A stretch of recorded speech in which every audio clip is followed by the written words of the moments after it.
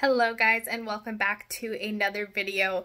In today's video, I'm going to show you a little bit of footage from the candling eggs we did at 14 days of incubation, and I'm also going to show you how we are going to lock down our chicken eggs in preparation for hatching. But before I get into that, I have to share some clips from earlier this morning, which is every chicken raiser's worst nightmare when you're in the middle of incubating eggs, which is a power outage. So I recorded some footage this morning. I'm going to insert it here, walk you through some of the different ideas that I had on hand for how to get the eggs back up to temperature, essentially, and kind of what that looked like. So luckily the power did come back on relatively soon after I had noticed the power was out, but I don't know how long it was out for because it went out before I woke up. So that does mean that we might end up losing a couple extra chicks come hatching time. We'll just have to wait and see to find out. But first you can enjoy the chaos of this morning and hopefully learn a thing or two and be prepared if you are incubating your own eggs for a power outage. Good morning, guys. It is 8 o'clock in the morning. I am still in my pajamas, but I'm running around because the furnace was running this morning and I didn't think anything of it. And when I woke up, it was really quiet, like unnervingly quiet. And I just realized the power is out. That means the incubator isn't running, and I don't know how long it's been running for. Okay, it looks like it's dropping in temperature. So I have a bunch of heat packs. I'm just gonna stick them inside here and hope that they didn't drop too low in temperature, but right now I've got to raise it about 10 degrees. So not great. It's not good for the chickens. I don't know how this is going to affect hatch rate, but I'm going to shut the camera off and get them warming up as soon as I can. Okay, so I have tried putting heat packs in here. It's been about 10 minutes and the temperature is still not rising. So even though this is completely probably unreasonable, I'm going to start our truck and let it run because we do have a plug-in, and so I'm going to take the heat packs out and run it in the truck. Alright, so that's about every incubating eggs person's worst nightmare. If you are trying to hatch eggs, you have a power-based incubator and the power goes out. What do you do? It really depends on how far along your chicks are, as well as how long the power is actually going to be out. Ideally in this scenario, you have a generator that you can plug in and supply power to at least part of your home and be able to plug the incubator into that. I know we get power outages during the summer storm season up here. I was not expecting to just wake up and have the power be out. I don't think anybody is. And we had debated buying a generator, but ultimately, just because of cost, we decided against it. That is definitely something in the future I'm going to be looking at investing in, especially around when we're going to be increasing our flock size when we move to our forever farm. So you can try just trying to keep the incubator warm, keeping the lid on. Every time you open the lid, it's going to lose heat. So, you know, making sure you have all your heat packs warmed up, opening the lid once and trying to put heat packs in to keep it warm if it's going to be more than just, you know, 5-10 minutes, because I have no idea how long the power's been out. I'm hoping it hasn't been that long. I just wanted to get it up to heat. And then when my husband pointed out that we have the plug-in in our new truck that the incubator will plug into, we'll just burn the gas in the truck instead of in a generator to keep that incubator running. So one thing often you'll see is people will recommend putting blankets over your incubator, keeping it closed and kind of insulating the incubator. Just be warned with that. Your incubator likely has vent holes that allow oxygen to get in for the chicks. If you are going to wrap it in blankets, do not wrap it completely. Make sure that those air holes are still open so that the chicks can still get oxygen. You don't want to suffocate them. If you're really, really early in your incubation process, or if you're at the very end of your incubation process, like within 2 days of hatching, I'm just shy of that right now, you can actually just take the lid off and let the eggs cool down. At the very beginning, they'll just slow their development. and you can always get the back up to temperature once the power comes back on, and it shouldn't be too detrimental to your hatch. It won't completely fail all of them. You might see a little bit of a decreased hatch rate, but if you have enough eggs, that shouldn't be a problem. And then alternately at the very end, the chicks are big enough and mature enough in their development that they're actually producing a little bit of their own heat, and they probably would be able to hatch out. Once again, you might lose 1 or 2 more than if the incubator had been running the whole time, but that's still not failing the entire hatch. So the incubator is running. I'm just gonna leave the truck running in the yard. Definitely not ideal, but also very realistic when it comes to keeping animals and trying to have your homestead. Things happen that you don't plan for. Try not to panic too much. I know my heart was absolutely pounding the minute it clicked that there was no power, and I couldn't hear the humming of my incubator, which I've become so used to over the last 17 days. So I'm gonna make a coffee and then I'm gonna go sit with my incubator and probably try not to cry a little bit, if I'm being honest. I cry at everything though, so. All right, crisis averted. Hopefully we got this figured out before too much damage was done. I'm definitely not gonna keep my hopes up that we saved the entire clutch. I am gonna expect 1 or 2 more not to make it now. But I was gonna put out a video tomorrow because tomorrow is day 18, so I was gonna show you the candling at like day 14, and then this really nice video about the lockdown period of incubation and what that means and what that looks like. So that I will still put that in after. We just kind of have a panicky start to it. But yeah, something to consider when you are incubating eggs and you think that, well, I live in a town or in a place with a lot of power, that won't happen to me. It might just. So even if you have no reason to suspect you'll have power issues, have something prepared. Luckily, because we're so outdoorsy, we have heat packs that we use during ice fishing season in the winter, like in bulk on hand, so I wasn't too worried about that. But yeah, just have a power backup planned, whether that be a generator or some heat packs or battery powered something. I'm definitely going to be looking into more options for that in the future. Another one of those blonde moments. I can't heat up my coffee because there's no power. So I guess I'm making iced coffee today, which is fine because I really do enjoy iced coffee. But yeah, just the things you forget when you need power when you don't have it. All right, I've changed out of my pajamas. I've had a little bit of coffee, and the incubator is back inside. The power did come on. I don't know how long the power was out for. I'm hoping it was maybe only 15-30 minutes, but honestly I was asleep, so I have no idea. But I'm gonna keep these heat packs. These ones are all activated and nice and warm. I'm gonna keep them close by in case we have some power cutting in and out throughout the day. I'm really not sure what caused that one, but sometimes the power just kind of cuts out here and then it comes back on and there's not really quote unquote a reason for it. It is a little smoky today, but everything has greened up really nicely. Crisis averted. I can kind of breathe again. But also this is your PSA reminder. If you are incubating eggs or heating chicks, which I'm definitely thinking of now in a brooder, you're gonna wanna have a power loss plan. So just keep that in mind if you're raising animals. This goes for all of our pets too. I did have to run downstairs and check on the fish tanks and make sure all of their filters started running again, and thankfully everything did. Okay, so now that that's all done, the incubator has been running all day. Thankfully, we have not had any more power outages, and I was able to get those eggs back up to temperature fairly quickly. So fingers crossed there was very minimal damage, but unfortunately we won't know until the end of this long weekend when they're set to hatch. So that brings us back to the originally scheduled portion of this video. That's the egg turner going.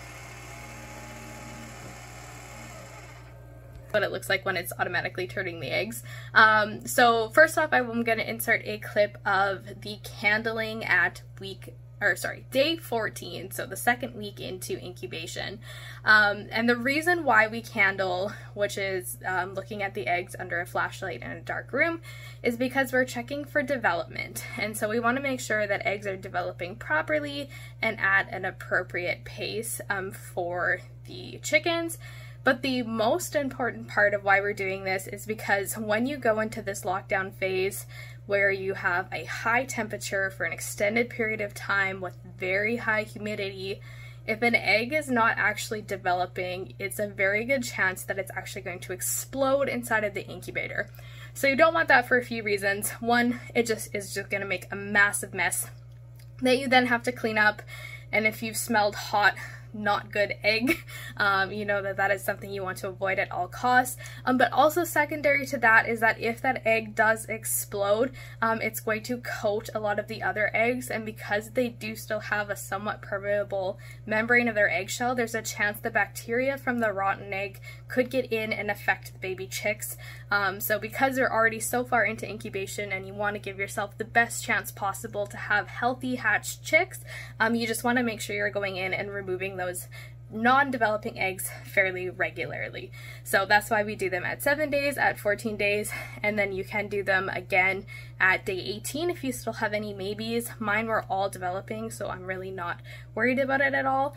So I'm not going to be candling them again today, which brings us to the candling video where you can see the chick moving from week 14. I'll put that in here.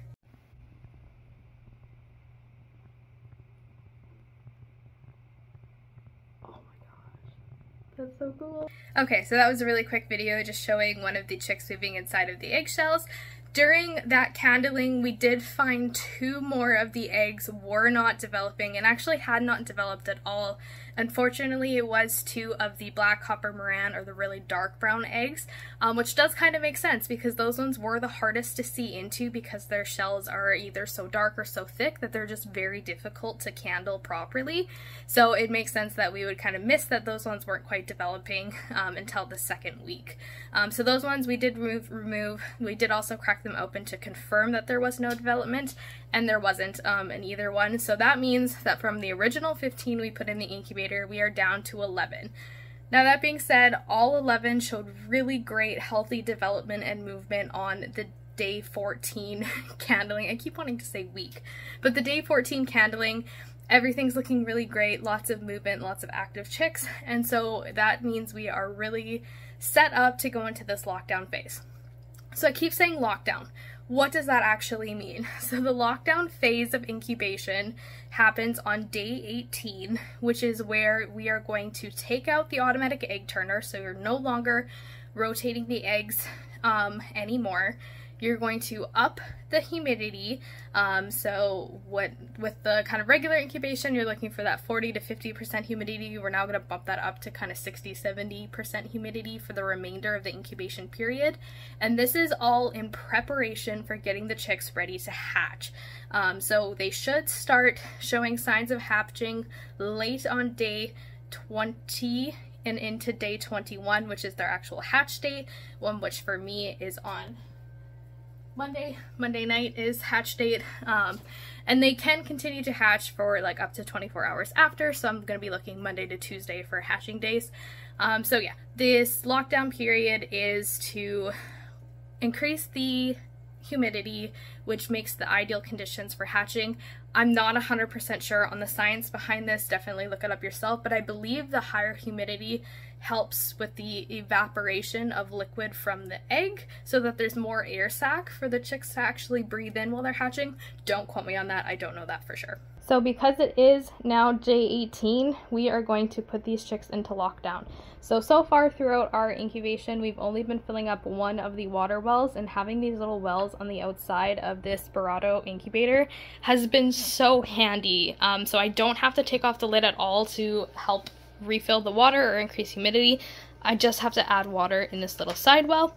This second well over here, which has been dry the entire time, this is what you're going to fill up for lockdown. So they have already figured out how to get the humidity right. These wells are measured to go only about a third of the way down the side and hold just enough water to get the proper humidity. So we also want to stop turning the eggs. We're going to take out the red egg turner and put in this flat hatching floor so that the chicks aren't getting stuck anywhere, getting their little feet caught. So first things first is we want to unplug the automatic turner, just like that. And now we're going to take off the lid, take the eggs out, remove the egg turner, put the hatching floor back in, and then put the eggs back.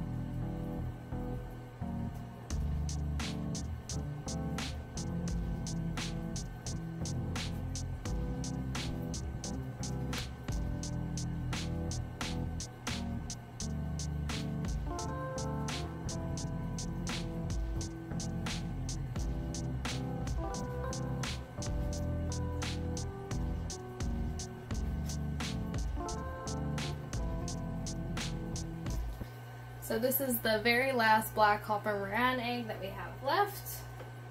And then we still have the 3 Americana eggs, which are the blue ones, and we also have 1, 2, 3, 4, 5, 6, 7 of the Americana Barred Rock crosses, which will lay a green egg.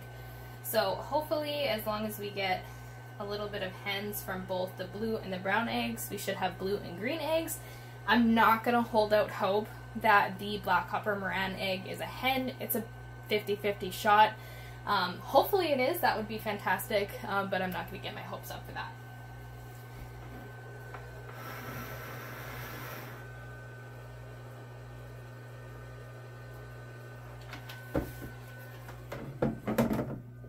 Alright, so there are all our eggs laid out on the hatching floor, and I gotta give props to Barado because this whole incubator setup has been so easy. It's literally just lift out, put back in. The pieces fit perfectly into the slots, and it's been like a literal plug and go incubator, and it's already getting back up to temperature really quickly here. Alright, so now that the hatching floor is in, the eggs are laid down. I don't know if there's a science to putting them one way or the other. I know that when you're incubating them and moving them throughout the weeks, you want to keep the pointy side down always, but at this point, you just lay them on their side. If you have any ideas of like a good way to do that, definitely let me know. But now we're going to take our water and we are going to fill up both reservoirs. So this one probably only needs a top up, not even. I filled it up this morning and it's still full. So we will fill up this side.